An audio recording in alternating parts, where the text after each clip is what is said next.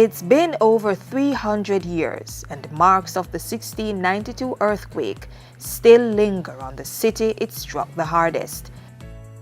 Port Royal was one of the busiest and wealthiest ports of the West Indies and infamously labeled the wickedest city of the period, owing to its reputation for piracy and smuggling.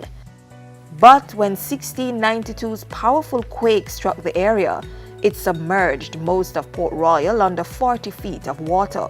There were 3 separate shocks with increasing intensity, and that's the story that many know.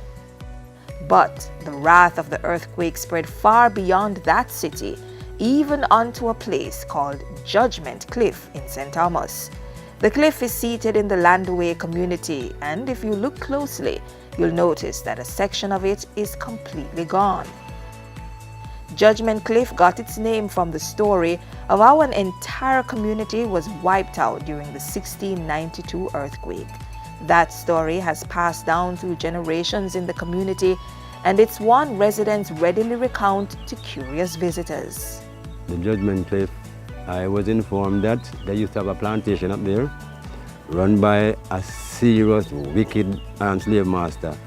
Imposed draconian measures on the farmers, and one of the reasons why they resided on the cliff, that in case the slave wanted to run away, they would have difficulty in doing so. The place collapsed.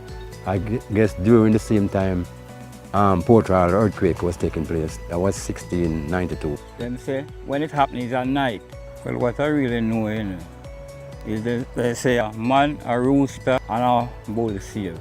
The man gone out, gone wild. The rooster fly off of the roost. The bull broke down the pen, gone out, gone wild, same like the man.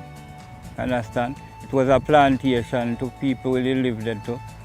Everybody get covered out. It's a history long written, but Judgment Cliff stands as just one example of the aftermath of an earthquake.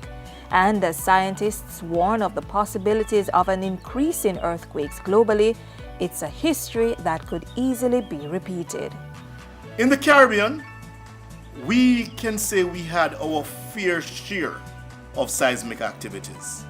Research has shown that Jamaica is usually exposed to about 200 earthquakes per year, most of which are small and may not be felt by humans. Despite achievements in seismology, it is still not possible in the true sense to predict the occurrence of an earthquake.